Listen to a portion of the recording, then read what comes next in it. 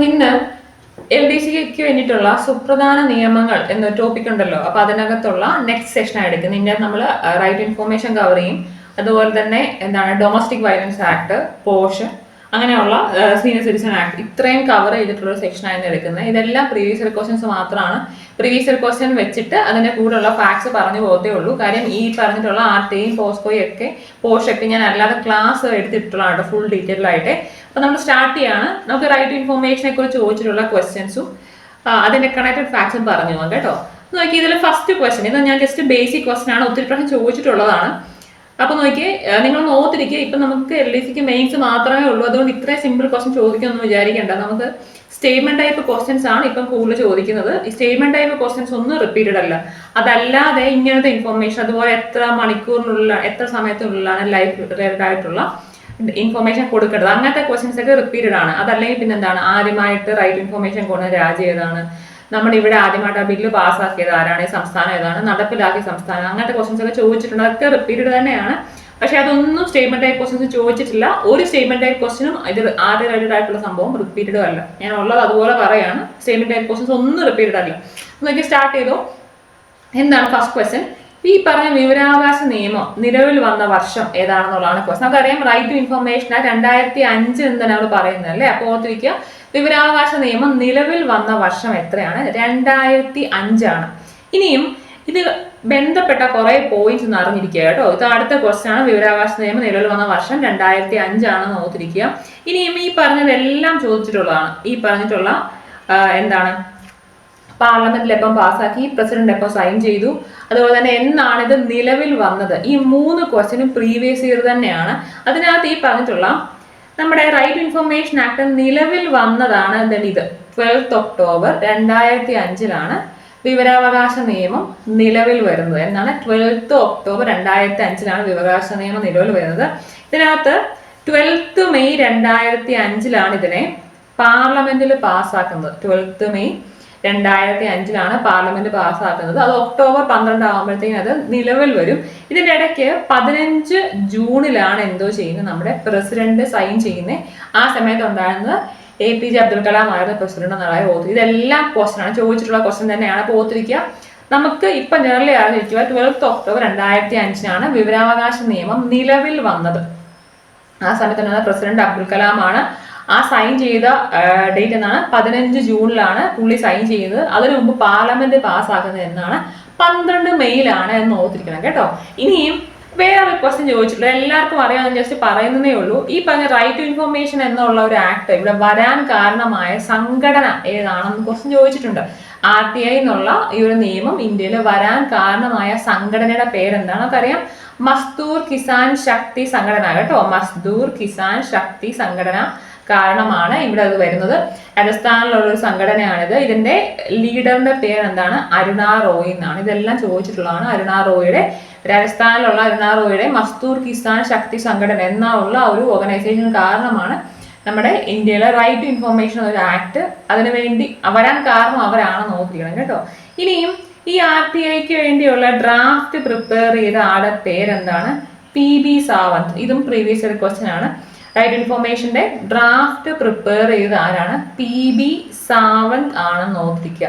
അപ്പം 12 October 2005 right information നിലവിൽ വരുന്നത്.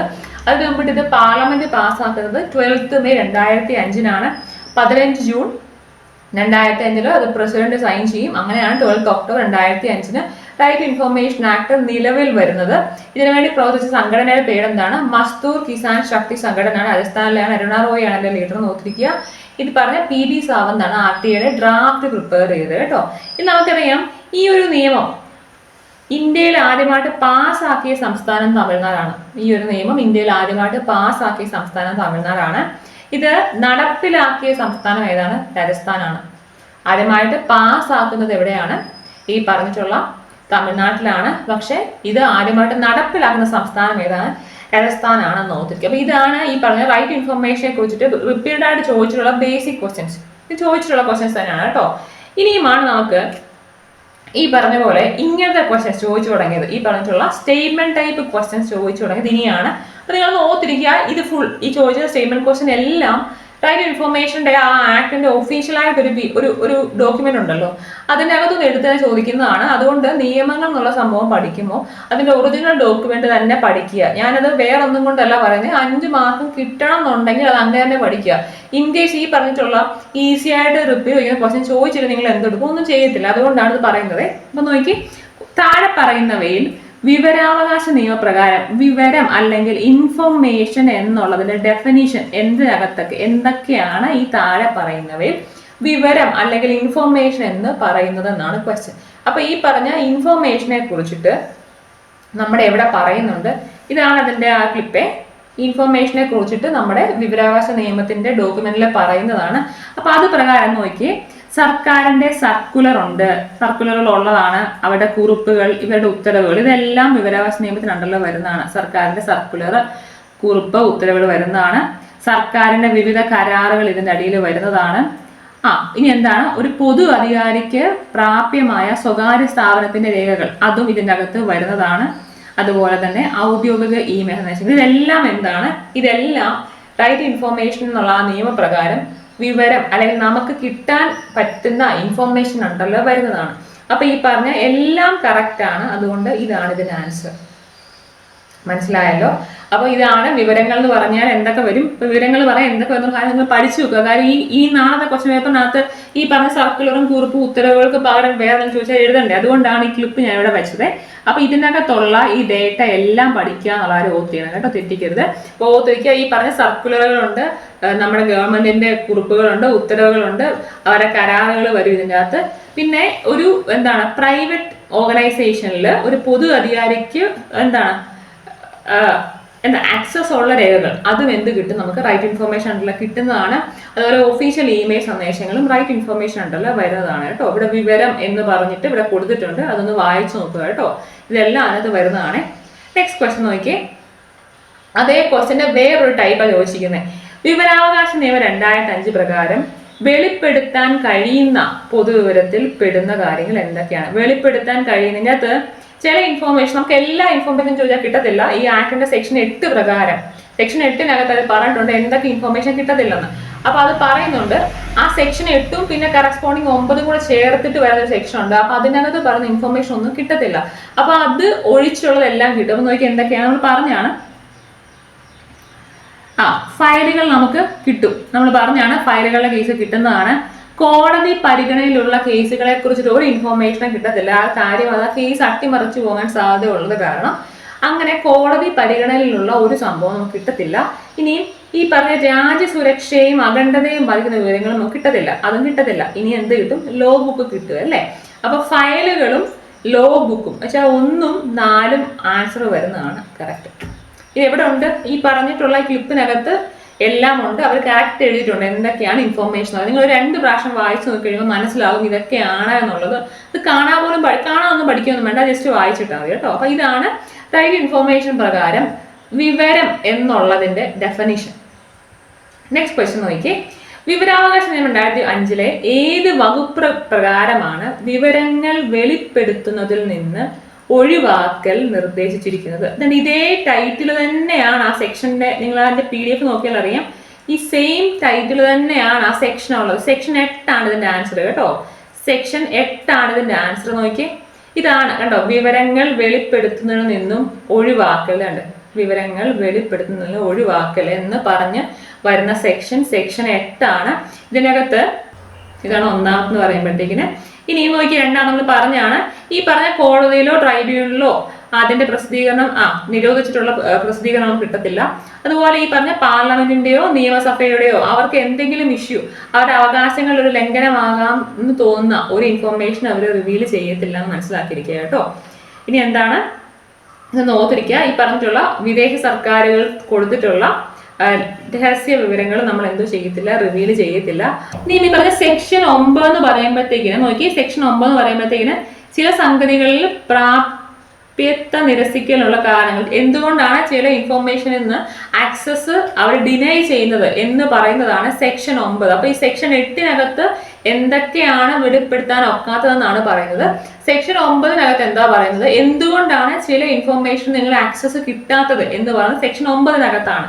അപ്പൊ അടുത്ത ക്വസ്റ്റ്യൻ നോക്കിയേ, 2005 വിവരാവകാശ നിയമപ്രകാരം പൗരന് ലഭിക്കാവുന്ന വിവരങ്ങളുമായി ബന്ധപ്പെട്ട ശരി ഉത്തരം ഏതാണെന്നാണ് കണ്ടത്. ഈ പറഞ്ഞ 4 സ്റ്റേറ്റ്മെന്റിനകത്ത് ഏതാണ് കറക്റ്റ് എന്നാണ് നമ്മുടെ ക്വസ്റ്റ്യൻ. നോക്കി, ഫസ്റ്റ്, ആഗ്രഹിക്കുന്ന ഏത് ഇൻഫോർമേഷനും കിട്ടത്തില്ല. ഞാൻ പറഞ്ഞു എല്ലാം കൊടുക്കാനൊക്കത്തില്ല. ഇപ്പൊ നമ്മൾ ഈ പറഞ്ഞ പോലെ ആ സെക്ഷൻ 8 പറഞ്ഞിരിക്കുന്ന ചില ഇൻഫോർമേഷൻ നമുക്ക് കിട്ടത്തില്ല, അതൊന്നും കിട്ടത്തില്ല. ഇനിയും പൊതുഅധികാര സ്ഥാപനങ്ങളുടെ പക്കലുള്ള എല്ലാ വിവരങ്ങളും ലഭ്യമാക്കുന്നതാണ്, അതും തെറ്റാണ്, എല്ലാ ഇൻഫോർമേഷനും കിട്ടത്തില്ല. ഇനി എന്താണ് ഈ പറഞ്ഞിട്ടുള്ള സെക്ഷൻ 8ഉം 9ഉം ചില വകുപ്പ് 8, 9 എന്നിവയിൽ പറഞ്ഞിട്ടുള്ളത് ഒഴികെ പൊതു അധികാര സ്ഥാപനങ്ങളുടെ പക്കലുള്ള വിവരങ്ങൾ ലഭ്യമാകും. അത് കറക്റ്റ് അല്ലേ? നമ്മൾ പറഞ്ഞാണ് ഈ പറഞ്ഞ സെക്ഷൻ 8 അവർ എന്തൊക്കെയാണ് നമുക്ക് കിട്ടാത്ത ഇൻഫോർമേഷൻ എന്ന് പറയുന്നത്. അതുപോലെ സെക്ഷൻ 9 എന്ത് പറയുന്നത്, എന്തുകൊണ്ടാണ് ചില വിവരങ്ങൾക്ക് നമുക്ക് ആക്സസ് തരാത്തത് എന്ന് പറയുന്നത് സെക്ഷൻ 9 അപ്പൊ അത് കറക്റ്റ് ആണ് അല്ലേ? ഭരണഘടനാ സ്ഥാപനങ്ങളുടെ വിവരങ്ങൾ മാത്രമല്ല, ഇത് തെറ്റല്ലേ? ഭരണഘടനാ സ്ഥാപനങ്ങളുടെ വിവരം മാത്രമാണോ കിട്ടുന്നത്? അല്ല. അതാണ് നമ്മൾ പറഞ്ഞാണ് ഇൻഫർമേഷനകത്ത് ഇപ്പൊ ഒരു പബ്ലിക് അതോറിറ്റിക്ക് എന്താണ് റൈറ്റ് ഉള്ള പ്രൈവറ്റ് ഓർഗനൈസേഷന്റെ ഇൻഫർമേഷൻ നമുക്ക് റൈറ്റ് ഇൻഫർമേഷൻ വഴി കിട്ടും. അപ്പൊ അതുകൊണ്ട് ഈ പറഞ്ഞ ഭരണഘടനാ സ്ഥാപനങ്ങൾക്ക് മാത്രം ഒന്നും അല്ല കിട്ടുന്നത്. അപ്പൊ ഇവിടെ പറഞ്ഞിരിക്കുന്നില്ല, ഇതാണ് അതിന്റെ ആൻസർ കേട്ടോ. സെക്ഷൻ 8ഉം 9ഉം പ്രകാരം പറഞ്ഞിട്ടുള്ള ഒഴികെ ബാക്കി എല്ലാ ഇൻഫർമേഷൻ നമുക്ക് എവിടെ നിന്ന് കിട്ടുന്നതാണ്. പൊതുഅധികാര സ്ഥാപനങ്ങളുടെ പക്കലുള്ള വിവരങ്ങൾ നമുക്ക് ലഭ്യമാകും കേട്ടോ. ക്ലിയർ അല്ലേ? നെക്സ്റ്റ് ക്വസ്റ്റ്യൻ നോക്കിയേ. ഇതെല്ലാം ഈ ഇടയ്ക്ക് ചോദിച്ച ക്വസ്റ്റ്യൻസ് ആണ്. അതുകൊണ്ടാണ് ഈ പറഞ്ഞിട്ടുള്ള ഇങ്ങനത്തെ രീതിയിൽ ക്വസ്റ്റ്യൻസ് വരുന്നത്. നോക്കിയേ, നമ്മുടെ പ്രസ്താവന എന്താണ്? ഓക്കെ, നിയമസഭാ സ്പീക്കറുടെ കൈവശമുള്ള ഒരു വിവരവും വിവരാവകാശ നിയമപ്രകാരം ലഭ്യമാക്കേണ്ടതില്ല എന്നുള്ളതാണ് അതിന്റെ സ്റ്റേറ്റ്മെന്റ്. അതിന്റെ റീസൺ പറയുന്നത് എന്താണ്? പാർലമെന്റിന്റെയോ സംസ്ഥാന നിയമസഭയുടെയോ പ്രത്യേക അവകാശങ്ങളെ ലംഘനത്തിന് കാരണമായേക്കാവുന്ന വിവരങ്ങൾ പൗരന് വെളിപ്പെടുത്തി കൊടുക്കുന്നതിൽ നിന്നും ഒഴിവാക്കപ്പെട്ടു. ഇതിൽ ഏതാണ് ശരി, ഏതാ കറക്റ്റ് എന്നൊന്ന് പറയാൻ പറ്റില്ല. ഏതാണ് കറക്റ്റ്? ഇത് കറക്റ്റ് ആണ് അല്ലെ? നമ്മൾ പറഞ്ഞാണ് ഈ പറഞ്ഞ അതിനകത്ത് സെക്ഷൻ 8 എഴുതി വെച്ചിട്ടുണ്ട്. എന്താണ്? പാർലമെന്റിന്റെയോ സംസ്ഥാന നിയമസഭയുടെയോ പ്രത്യേക അവകാശങ്ങൾക്ക് ലംഘനമാകും തോന്നുന്ന ഒരു സംഭവം. ഇത് ഞാൻ ഇവിടെ മാർക്ക് ചെയ്തിട്ടുണ്ടല്ലോ ഇങ്ക് വെച്ചിട്ട്. ഇതാണ് ആ പറഞ്ഞ സ്റ്റേറ്റ്മെന്റ് കേട്ടോ. അപ്പൊ അത് കറക്റ്റ് ആണ് അല്ലേ? ഈ പറഞ്ഞ സ്റ്റേറ്റ്മെന്റ് കറക്റ്റ് ആണ്. ഇതെന്താണ്? നിയമസഭാ സ്പീക്കറുടെ കൈവശമുള്ള ഒരു വിവരവും വിവരാവകാശ നിയമപ്രകാരം ലഭ്യമാക്കണമെന്നത് തെറ്റാണ്. അങ്ങനൊന്നും ഇല്ല. പോത്തിരിക്കുക. ഈ പറഞ്ഞിട്ടുള്ള എ തെറ്റാണ്, പക്ഷെ 6 ശരിയാണ് എന്നുള്ളതാണ് എന്റെ ഓപ്ഷൻ കേട്ടോ. എ തെറ്റാണ്, 6 ശരിയാണ് എന്നുള്ളതാണ് എന്റെ ഓപ്ഷനെ. ക്ലിയർ അല്ലേ? ഞാൻ പറഞ്ഞു ഇതെല്ലാം ആ റൈറ്റ് ഇൻഫർമേഷൻ ഡോക്യുമെന്റ് ഒന്ന് വായിച്ചാൽ നമുക്ക് മനസ്സിലാവുമേ. ഞാൻ മാർക്ക് ചെയ്തിട്ട് നോക്കി. ഈ പറഞ്ഞ വിവരാവകാശ നിയമപ്രകാരം 3ാം കക്ഷി എന്ന് പറഞ്ഞാൽ ആരാണ് എന്നുള്ളതാണ്. ഞാൻ പറഞ്ഞു ഇത് എല്ലാ നിയമവും നിങ്ങളിപ്പോ ഏത് നിയമം എടുത്ത് നോക്കിയാൽ ഞാനിത് ഫസ്റ്റ് സ്റ്റാർട്ട് ചെയ്യുന്നത് ഓരോ ടേമിന്റെ ഡെഫിനിഷൻ വെച്ചിട്ടാണ്. അപ്പൊ ആ ഡെഫിനിഷനകത്ത് ഉള്ള സംഭവമാണ് എന്താണ് ഇവിടെ കിടക്കുന്നത്. എന്താണ് 3ാം കക്ഷി എന്ന് പറഞ്ഞാൽ എന്താണ് എന്നുള്ളത്. ഇതാണ് 3ാം കക്ഷി എന്ന് പറഞ്ഞാൽ എന്താണെന്നുള്ളത് ഇവിടെ കിടപ്പുണ്ട്. എന്താണ് കിടക്കുന്നു? 3ാം കക്ഷി എന്നാൽ വിവരത്തിനായി അപേക്ഷ നൽകുന്ന പൗരനല്ലാത്ത ഒരാൾ എന്നാണ് അർത്ഥമാക്കുന്നത് കേട്ടോ. എന്താണ്? വിവരത്തിനായി അപേക്ഷ നൽകുന്ന പൗരനല്ലാത്ത ഒരാൾ എന്നാണ് 3ാം കക്ഷി എന്ന് പറഞ്ഞാൽ. അതിനകത്ത് ഒരു പൊതു അധികാര സ്ഥാപനം ഉൾപ്പെടുന്നതുമാകുന്നു. ഇത് തന്നെയാണ് ഡെഫിനേഷൻ കൊടുത്തിരിക്കുന്നത്. വിവരത്തിനായി അഭ്യർത്ഥന നടത്തുന്ന പൗരൻ ഒഴികെയുള്ള ഒരു വ്യക്തി കൂടാതെ ഒരു പൊതു അധികാരവും ഉൾപ്പെടുന്നു. ഇതാണ് അതിന്റെ കറക്റ്റ് ഡെഫിനേഷൻ. വേറെ ഒന്നും നോക്കേണ്ട ആവശ്യം പോലും ഇല്ല. കാര്യം ഇത് അതിൻ്റെ അകത്ത് അതുപോലെ തന്നെ ഉള്ളതാണ് കേട്ടോ. അതുകൊണ്ടാണ് അതാണ് തേർഡ് പാർട്ടി 3ാം കക്ഷി എന്ന് പറഞ്ഞതിന്റെ ഡെഫിനേഷൻ എന്ന് പറഞ്ഞാൽ ഇതാണ്. ഓക്കെ അല്ലേ? 3ാം കക്ഷിയുടെ ഡെഫിനേഷൻ ഇതാണ്. അത് ഡോക്യുമെന്റിനകത്തുള്ളതാണ്. ഇനിയും നമുക്ക് ഈ പറഞ്ഞിട്ടുള്ള സ്റ്റേറ്റ് ഇൻഫർമേഷൻ കമ്മീഷനും സെൻട്രൽ ഇൻഫർമേഷൻ കമ്മീഷനെ കുറിച്ചിട്ട് കുറെ ക്വസ്റ്റ്യൻസ് സ്റ്റേറ്റ്മെന്റ് ടൈപ്പ് തന്നെ ചോദിച്ചിട്ടുണ്ട്. അതുകൊണ്ടാണ് ഈ പറഞ്ഞ കേന്ദ്ര ഇൻഫർമേഷൻ കമ്മീഷനെ കുറിച്ചും സംസ്ഥാന ഇൻഫർമേഷൻ കമ്മീഷനെ കുറിച്ചും RTയുടെ ഡോക്യുമെന്റിനകത്ത് ഉള്ളതാണ്. അപ്പൊ അത് പ്രകാരം ജസ്റ്റ് ഒന്ന് ഓർത്തിരിക്കുക. നമ്മൾ ഈ പറഞ്ഞ സെൻട്രൽ ഇൻഫർമേഷൻ കമ്മീഷൻ അതല്ലെങ്കിൽ കേന്ദ്ര ഇൻഫർമേഷൻ കമ്മീഷന്റെ രൂപീകരണത്തെ കുറിച്ചിട്ട് സെക്ഷൻ 12 പറയുന്നുണ്ട്. സെക്ഷൻ 12 എന്ത് പറയുന്നത്? കേന്ദ്ര ഇൻഫർമേഷൻ കമ്മീഷന്റെ രൂപീകരണത്തെ കുറിച്ച് പറയുന്നത്. അപ്പൊ സെൻട്രൽ ഇൻഫർമേഷൻ കമ്മീഷനകത്ത് ആരൊക്കെ കാണും? ഒരു ചീഫ് ഇൻഫർമേഷൻ കമ്മീഷണറും കാണും. അതുകൂടാതെ എന്താണ് 10ൽ കുറയാത്ത 10ൽ കവിയാത്ത അത്രയും എണ്ണം വെച്ചാൽ മാക്സിമം 10 പേരായിരിക്കും കൂടെ ഉണ്ടായിരുന്നത് കേട്ടോ. അപ്പൊ ഒരു കേന്ദ്ര ഇൻഫർമേഷൻ കമ്മീഷണറും അല്ലെങ്കിൽ ഒരു ചീഫ് ഇൻഫർമേഷൻ കമ്മീഷണറും അതിന്റെ കൂടെ എന്തെന്നത് ചെയ്യാം? 10ൽ കവിയാത്ത അത്രയും എണ്ണം കേന്ദ്ര ഇൻഫർമേഷൻ കമ്മീഷണർമാരാണ് ഉള്ളത്. ഇത് തന്നെയാണ് സ്റ്റേറ്റ് ഇൻഫർമേഷൻ കമ്മീഷന്റെ സ്ട്രക്ചർ എന്ന് പറയുമ്പോൾ ഒരു ചീഫ് ഇൻഫർമേഷൻ കമ്മീഷനും അതിന്റെ കൂടെ 10-ൽ കവിയാത്ത, അങ്ങനെ പഠിക്കണം കേട്ടോ. 10 മാക്സിമം 10ആണ്, 10-ൽ കുറയാത്തതല്ല, 10-ൽ കവിയാത്ത അത്രയും ഇൻഫർമേഷൻ കമ്മീഷണർമാരെ ആഡ് ചെയ്യാന്ന് മനസ്സിലാക്കിയിരിക്കുക. ഇനിയും ആരാണ് ഇവരെ നിയമിക്കുന്നതെന്ന് അറിയണം. കേന്ദ്ര ഇൻഫർമേഷൻ കമ്മീഷനകത്തുള്ള ചീഫ് ഇൻഫർമേഷൻ കമ്മീഷണറെയും കമ്മീഷണേഴ്സിനെയും നിയമിക്കുന്നത് പ്രസിഡന്റ് ആണ്. നിയമിക്കുന്നത് ആരാണ്? പ്രസിഡന്റ് ആണെന്ന് ഓർത്തിരിക്കുക. പക്ഷേ ഈ നിയമനത്തിന് എന്താണ് അവർ റെക്കമെൻഡേഷൻ കൊടുക്കും. ഒരു ടീം ഇത് റെക്കമെൻഡ് ചെയ്യുന്നുണ്ട്. ആ ടീം എന്ന് പറയുമ്പോൾ അത് അറിയണം ആരൊക്കെയാണെന്ന് ഓർത്തിരിക്കുക. ചീഫ് ഇൻഫർമേഷൻ കമ്മീഷണറെയും ഇൻഫർമേഷൻ കമ്മീഷണർമാരെ റെക്കമെൻഡ് ചെയ്യുന്ന ടീമിനകത്ത് ആദ്യമുള്ളത് ആരാണ്? നമ്മുടെ പ്രൈം മിനിസ്റ്റർ ആണ്. പ്രധാനമന്ത്രി ആയിരിക്കും ഈ പറയുന്ന റെക്കമെൻഡേഷൻ ടീമിന്റെ ഹെഡ്. പ്രധാനമന്ത്രി കാണും. പിന്നെന്താണ്? നമ്മുടെ ലോകസഭയിലെ പ്രതിപക്ഷ നേതാവ് കാണും. അതുകൂടാതെ എന്താണുള്ളത്? ഈ പറഞ്ഞ പ്രധാനമന്ത്രി തന്നെ നോമിനേറ്റ് ചെയ്ത ഒരു കേന്ദ്ര ക്യാബിനറ്റ് മിനിസ്റ്റർ കൂടെ ചേർന്നതാണ് ഇവരുടെ റെക്കമെൻഡേഷൻ കമ്മിറ്റി എന്ന് പറയുന്നത്. ആരൊക്കെയാണോ നോത്തിരിക്കുക? ചീഫ് ഇൻഫർമേഷൻ കമ്മീഷണറെയും കമ്മീഷണർമാരെയും നിയമിക്കുന്നത് പ്രസിഡന്റ് തന്നെയാണ്. പക്ഷേ ഇവരെയൊക്കെ നിങ്ങൾ എടുക്കുക എന്ന് പറഞ്ഞ് റെക്കമെൻഡ് ചെയ്യുന്നത് ഒരു കമ്മിറ്റിയാണ്. ആ കമ്മിറ്റിയുടെ ഹെഡ് ആരായിരിക്കും? പ്രൈം മിനിസ്റ്റർ ആണ്. അപ്പൊ ഒരു മെമ്പർ പ്രൈം മിനിസ്റ്റർ ആണ്. രണ്ടാമത്തുള്ളത് ലോകസഭയിലെ പ്രതിപക്ഷ നേതാവാണെന്ന് ഓർത്തിരിക്കുക. മൂന്നാമത്തത് ഈ പ്രൈം മിനിസ്റ്റർ തന്നെ റെക്കമെൻഡ് ചെയ്യുന്ന ഒരു കേന്ദ്ര ക്യാബിനറ്റ് മിനിസ്റ്റർ ആണ്. അപ്പൊ ഈ 3 പേരാണ് ഈ പറഞ്ഞ റെക്കമെൻഡേഷൻ കമ്മിറ്റിക്കകത്ത് ഉള്ളത്. തെറ്റിക്കാൻ പാടില്ല. ഈ പറഞ്ഞിട്ടുള്ള 2019 ഈ നമ്മുടെ റൈറ്റ് ഇൻഫർമേഷൻ ആക്ട് അമെൻഡ് ചെയ്ത് വരുന്നുണ്ട്. ആ അമെൻഡ് ചെയ്ത സെക്ഷനകത്ത് ഈ കേന്ദ്ര ഇൻഫർമേഷൻ കമ്മീഷണർമാരുടെ ഡ്യൂറേഷനും അവരുടെ ടെനറും അവരുടെ സാലറിയും ഒക്കെ ചേഞ്ച് ആക്കിയിട്ടുണ്ട്. അത് വെച്ചിട്ടുള്ള ഒരു ക്വസ്റ്റ്യൻ ഉണ്ട് കേട്ടോ. നോക്കണേ, അടുത്ത ക്വസ്റ്റ്യൻ നോക്കി. പിന്നെ ഇതൊക്കെ അറിഞ്ഞിരിക്കും. ജസ്റ്റ് ഞാൻ പറഞ്ഞതേ ഉള്ളൂ. ഇതിപ്പം എന്താണ്, നമ്മളിപ്പോൾ അങ്ങനെ ഒരു ചീഫ് ഇൻഫർമേഷൻ കമ്മീഷണർ ആണെങ്കിലും അതല്ല കമ്മീഷണേഴ്സ് ആണെങ്കിലും അവർക്ക് എന്ത് ചെയ്യാൻ ഒക്കത്തില്ല. ഈ പറഞ്ഞിട്ടുള്ള വേറൊരു പ്രോഫിറ്റ് കിട്ടുന്ന ഒരു പൊസിഷൻ ഹോൾഡ് ചെയ്യാൻ ഒക്കത്തില്ല. അവർ ഏതെങ്കിലും ഒരു പാർലമെന്ററി അംഗം അങ്ങനെയൊക്കെ ആയിരുന്നുണ്ടെങ്കിൽ അതെന്ത് ചെയ്യണം? അത് റിസൈൻ ചെയ്യണം എന്നുള്ളൊരു പ്രൊവിഷൻ പറയുന്നുണ്ട്. പിന്നെ ഇവരുടെ റിമൂവലിന്റെ ഒരു പ്രോസസ് ഉണ്ട്. ആ റിമൂവലിന്റെ പ്രോസസ്സ് ഒന്ന് വായിച്ചു ഞാൻ ഓൾറെഡി എടുത്തിട്ടുള്ളതാണ്, അതുകൊണ്ടാണ് പറയാത്തത്. അപ്പൊ എങ്ങനെയാണ് ഇവരെ റിമൂവ് ചെയ്യുന്നത്?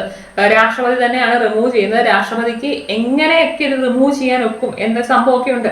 ആ കേസ് സുപ്രീം കോടതിയിൽ കൊടുക്കുക. പിന്നെ അവരുടെ അവരുടെ ഒരു വിധി വരുന്നതിന് കറസ്പോണ്ടിങ് ആയിട്ട് രാഷ്ട്രപതിക്ക് എന്ത് വേണം ചെയ്യാം. അതല്ലാതെ ഈ പറഞ്ഞിട്ടുള്ള വ്യക്തി ഈ ഒരു പൊസിഷൻ ഹോൾഡ് ചെയ്യാൻ മെന്റലി ഏബിൾ അല്ല, അതല്ലെങ്കിൽ പുള്ളിക്ക് പാപ്പരത്വം അങ്ങനെയൊക്കെ സംഭവിച്ചിട്ടുണ്ടെങ്കിൽ ഇൻഫർമേഷൻ കമ്മീഷനിൽ നിന്ന് അവരെന്ത് ചെയ്യും?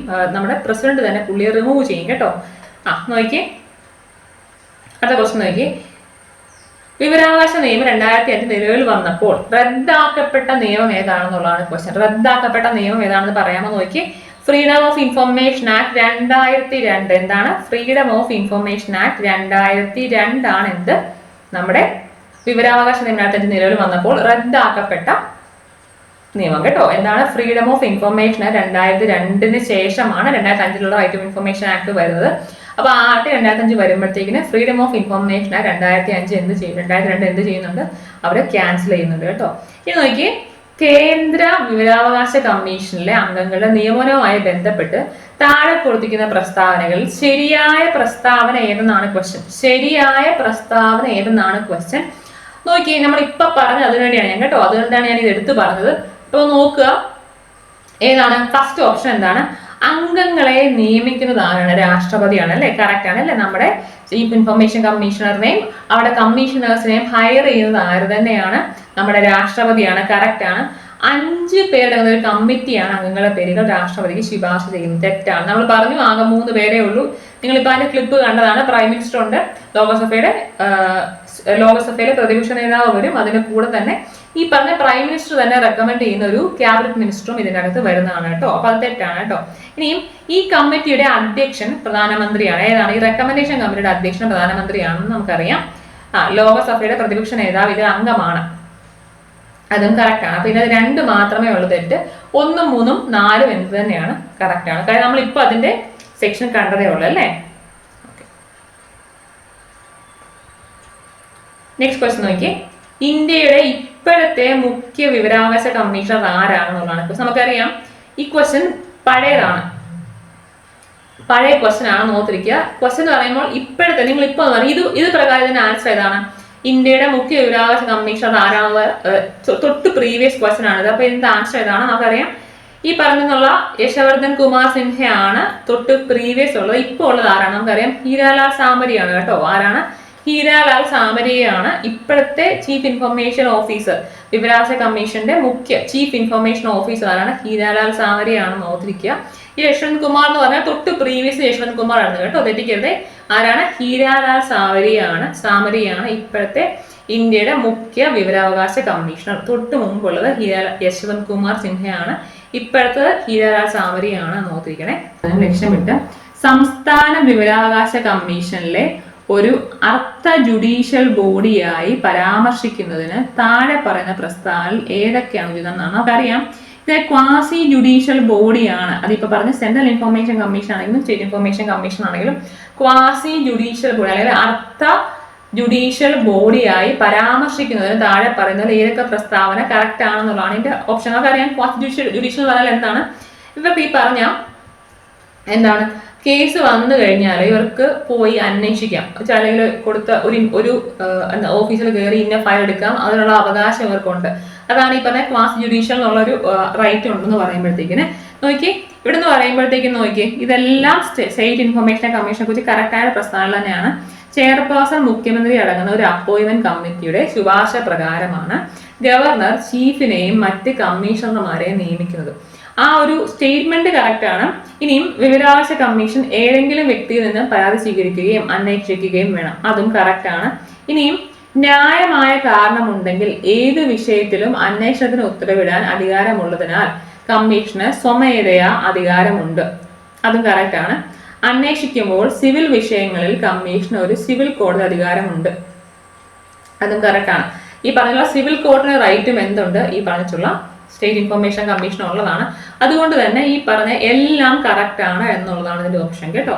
ഇനി നെക്സ്റ്റ് നോക്കി കേരള സംസ്ഥാനത്തിലെ നെക്സ്റ്റ് ക്വസ്റ്റ്യൻ നോക്കി. ഇനി എന്താണ്? കേരള സംസ്ഥാനത്തിലെ നിലവിലെ മുഖ്യ വിവരാവകാശ കമ്മീഷണർ ആരാണ് എന്നുള്ളതാണ് ഇതിന്റെ ക്വസ്റ്റ്യൻ. ഇതിനകത്ത് ഈ ആൻസർ പ്രകാരം ആരാണ് നമുക്കറിയാം, വിശ്വാസ് മേത്തയാണ്. ഈ ക്വസ്റ്റ്യന്റെ എന്താണ് കീ വെച്ചിട്ട് വിശ്വാസ് മേത്തയാണ് ഇതിന്റെ ആൻസർ കേട്ടോ. പക്ഷെ ഇപ്പൊ നോക്കി കേരള സംസ്ഥാന വിവരാവകാശ കമ്മീഷൻ ഫോം ചെയ്ത ഡേറ്റ് പറയാമോ എന്നാണെന്ന് ഇത് പറയാമോ? നമ്മുടെ സ്റ്റേറ്റ് ഇൻഫർമേഷൻ കമ്മീഷൻ വന്ന ഡേറ്റ് പറയാമോ എന്നാണ്? 2 മാർച്ച് 2006 കേട്ടോ. 2 മാർച്ച് 2006 നമ്മുടെ കേരള സ്റ്റേറ്റ് ഇൻഫർമേഷൻ കമ്മീഷൻ വന്ന വർഷം എന്നാണ്? 2 മാർച്ച് 2006 വരുന്നത് നോക്കിയിരിക്കുക.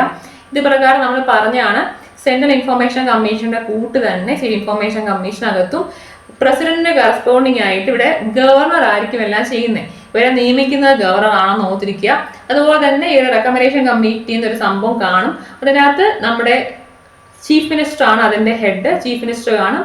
ഈ പറഞ്ഞിട്ടുള്ള പുള്ളി തന്നെ റെക്കമെൻഡ് ചെയ്യുന്ന ഒരു മിനിസ്റ്റർ കാണും. അതിൽ നിയമസഭയിലെ ഒപ്പോസിംഗ് പാർട്ടിയുടെ ലീഡറും കാണും. അതെല്ലാം കൂടെ ചേർന്നിട്ടുള്ളതാണ് ഓർത്തിരിക്കുക. അപ്പൊ ഈ സ്കീം പ്രകാരം വിശ്വാസ് മേത്തയാണ് എന്ത് നമ്മുടെ കേരള സംസ്ഥാനത്തിലെ നിലവിലെ മുഖ്യ വിവരാവകാശ കമ്മീഷൻ എന്ന് പറയുമ്പോൾ ഇപ്പം അത് മാറിയിട്ടുണ്ട്. ഇപ്പൊ ആരാണ്? ഹരി നായർ ആണ് എന്ത് നമ്മുടെ ഇപ്പോഴത്തെ ചീഫ് ഇൻഫർമേഷൻ കമ്മീഷണർ. കേരള സ്റ്റേറ്റിന്റെ ചീഫ് ഇൻഫർമേഷൻ കമ്മീഷണർ ഇപ്പം ഹരി നായർ ആണ്. ഈ പറഞ്ഞ നമ്മുടെ ക്വസ്റ്റ്യൻ അനുസരിച്ച് വിശ്വാസ് മേത്തയാണ് ഇതിന്റെ ആൻസർ കേട്ടോ. അടുത്ത് നോക്കി 2019 നമ്മൾ പറഞ്ഞാണ് റൈറ്റ് ഇൻഫർമേഷൻ അമെൻഡ് ചെയ്തിട്ടുണ്ട്. 2019 ഭേദഗതി പ്രകാരം സംസ്ഥാന വിവരാവകാശ കമ്മീഷണറുടെ ഔദ്യോഗിക കാലാവധി എത്രയാണ്? 2019 അമെൻമെന്റ് പ്രകാരം ഉണ്ടായ മെയിൻ ചേഞ്ച് എന്ന് പറയുമ്പോഴത്തേക്കിന് സെൻട്രലിലെയും സ്റ്റേറ്റിലെയും ഇൻഫർമേഷൻ കമ്മീഷണേഴ്സിന്റെ ടെനറും സാലറിയും ചേഞ്ച് ചെയ്യുന്നുള്ളതാണ്. അപ്പൊ അതിനകത്ത് ഇവരുടെ ടെനർ ചേഞ്ച് നേരത്തെ പറയുമ്പോഴത്തേന് 5 വർഷം എന്നായിരുന്നു നോക്കിയിരിക്കുന്നത്. നേരത്തെ സംഭവം അനുസരിച്ച് 5 വർഷം എന്നായിരുന്നു. ഇപ്പോഴത്തെ 3 വർഷമാണ്. അതുകൊണ്ട് ഇതിനകത്ത് ഒരു ഓപ്ഷനും ശരിയല്ല എന്നുള്ളതാണ് ഇതിന്റെ ആൻസർ. പക്ഷെ നോക്കിയിരിക്കുക നമ്മുടെ ഡോക്യുമെന്റ് പ്രകാരം അത് പറഞ്ഞിരിക്കുന്നത് എന്താണെന്നറിയൂ, അവർക്ക് സെൻട്രൽ ഗവൺമെന്റ് ഡിസൈഡ് ചെയ്യാം ഈ പറഞ്ഞിട്ടുള്ള ചീഫ് ഇൻഫർമേഷൻ കമ്മീഷണറിന്റെയും കമ്മീഷണേഴ്സിന്റെ ഡ്യൂറേഷന് അവർക്ക് ഡിസൈഡ് ചെയ്യാം എന്നൊരു സ്റ്റേറ്റ്മെന്റ് ആണ് അമെൻമെന്റ് വഴി പറഞ്ഞിരിക്കുന്നത് കേട്ടോ. അപ്പൊ ഇത് പ്രകാരം ഇപ്പം തൽക്കാലത്തേക്കിന് 3 വർഷമാണ്. അത് സെൻട്രലിന്റെ ആണെങ്കിലും സ്റ്റേറ്റിന്റെ ആണെങ്കിലും ഇൻഫർമേഷൻ കമ്മീഷണേഴ്സും എന്ന് പറയുമ്പോൾ എത്രയാണ്? 3 വർഷം എന്നുള്ളതാണ് കേട്ടോ, തെറ്റിക്കരുത്. അപ്പൊ ഈ പറഞ്ഞിട്ടുള്ള 5 വർഷം അല്ലെങ്കിൽ 65 വയസ്സ് എന്നുള്ളത് എന്താണ്? അത് പഴയ സംഭവമാണ് കേട്ടോ. ഇപ്പോഴെന്ന് പറയുമ്പോൾ എത്താക്കി കുറച്ചിട്ടുണ്ട്, അത് 3 വർഷം എന്നുള്ള രീതിയിൽ അത് ചേഞ്ച് ചെയ്തിട്ടുണ്ട് കേട്ടോ. ഓക്കെ, ക്ലിയർ അല്ലേ? നെക്സ്റ്റ് ക്വസ്റ്റ്യൻ നോക്കിയേ. വിവരാവകാശ നിയമത്തിന് കീഴിൽ പൊതു അധികാര സ്ഥാപനം എന്നതിൽ എന്തൊക്കെ ഉൾപ്പെടുന്നതാണ്? ഞാൻ പറഞ്ഞു കുറെ ഇൻഫോർമേഷൻ അത് എക്സ്ക്ലൂഡഡ് ആണ്. അത് മാത്രമല്ല, അത് എക്സ്ക്ലൂഡഡ് ആയിട്ടുള്ള കുറെ ഓർഗനൈസേഷൻസും ഉണ്ട്. അപ്പൊ അതിനകത്ത് ആ ഓർഗനൈസേഷൻസ് ഒഴിച്ച് ബാക്കി എല്ലാം റൈറ്റ് ഇൻഫോർമേഷൻ അണ്ടറിൽ വരുന്നതാണ് എന്നുള്ള കാര്യം കറക്റ്റ് അറിഞ്ഞിരിക്കുക. നോക്കി, ഇതിനകത്ത് ഈ പറഞ്ഞ പൊതു അധികാര സ്ഥാപനം എന്ന് പറഞ്ഞാൽ ആരൊക്കെ വരും നോക്കി. നമുക്കറിയാം എന്തൊക്കെയാണ് ഈ പറഞ്ഞ സർക്കാർ ഓഫീസ്, നമ്മൾ പറഞ്ഞ ഗവൺമെന്റ് ഓർഗനൈസേഷൻസ് എല്ലാം വരും, ഓഫീസസ് വരും. ISR എന്നതുള്ളതാണ്. കാര്യം ISR എന്ന് പറഞ്ഞാൽ ഒരു എന്താണ്, സീക്രട്ട് ഏജൻസി ഒന്നുമല്ല. ഈ സീക്രട്ട് ഏജൻസിയുടെ ഇൻഫോർമേഷൻ ഒന്നും കിട്ടത്തില്ല. ISR എന്ന് പറഞ്ഞാൽ സീക്രട്ട് ഏജൻസി അല്ല. അതുകൊണ്ട് ISR ഇതിനകത്ത് വരുന്നതാണ്. ഭാരത് പെട്രോളിയം കോർപ്പറേഷൻ വരും, സ്റ്റേറ്റ് ബാങ്ക് ഓഫ് ഇന്ത്യ വരും. ഇതിനകത്ത് എല്ലാവരും എന്താണ്, പൊതു അധികാര സ്ഥാപനം എന്നുള്ള ലിസ്റ്റിനകത്ത് വരുന്നതാണ്. അതുകൊണ്ട് തന്നെ എന്താണ്, എല്ലാം 1, 2, 3, 4 എന്നുള്ള ഓപ്ഷനാണ് കറക്റ്റ് കേട്ടോ. എല്ലാം വരും. പൊതു അധികാര സ്ഥാപനത്തിനകത്ത് സീക്രട്ട് ഏജൻസീസ് ഒഴിച്ചിട്ട് ബാക്കി എല്ലാം വരുന്നതാണ് കേട്ടോ. ഇതിനകത്ത് ഇതെല്ലാം എന്ത് തന്നെയാണ്, പൊതു അധികാര സ്ഥാപനം എന്ന സെക്ഷനിൽ വരുന്നതാണ്.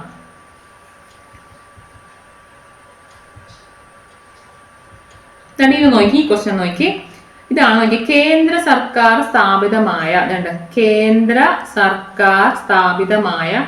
രഹസ്യാന്വേഷണ സുരക്ഷാ സംഘടനകളുമായി ബന്ധപ്പെട്ട ആർട്ടിയെക്കുറിച്ച് പറഞ്ഞ പ്രസ്താവന ഏതാണ് ശരിയെന്നാണ് ഞാൻ ഈ പറഞ്ഞ. ഇതാണ് സംഭവം. ഈ പറഞ്ഞ കേന്ദ്ര സർക്കാർ സ്ഥാപിതമായ രഹസ്യാന്വേഷണ സുരക്ഷാ സംഘടനകൾ എന്താണ്, റൈറ്റ് ടു ഇൻഫോർമേഷൻ എക്സ്ക്ലൂഡഡ് ആണ്. അവരുടെ ഇൻഫോർമേഷൻ കിട്ടത്തില്ല കേട്ടോ. അവർക്ക് വിവരാവകാശ നിയമം എന്തല്ല, ബാധകമല്ല. അവർക്ക് വിവരാവകാശ നിയമം ബാധകമല്ല. അതുകൊണ്ട് ഇതാണ് അതിന്റെ നോക്കി കണ്ടോ. ഈ പറഞ്ഞുള്ള സെക്ഷൻ 24 അതേ സ്റ്റേറ്റ്മെന്റ് പറയുന്നുണ്ട്, ഈ ആക്ടിൽ അടങ്ങിയിട്ടുള്ള യാതൊരു കേന്ദ്ര സർക്കാരിൽ സ്ഥാപിതമായ സംഘടനകൾക്കും ഈ പറഞ്ഞിട്ടുള്ള റൈറ്റ് ഇൻഫോർമേഷൻ ബാധകമല്ല.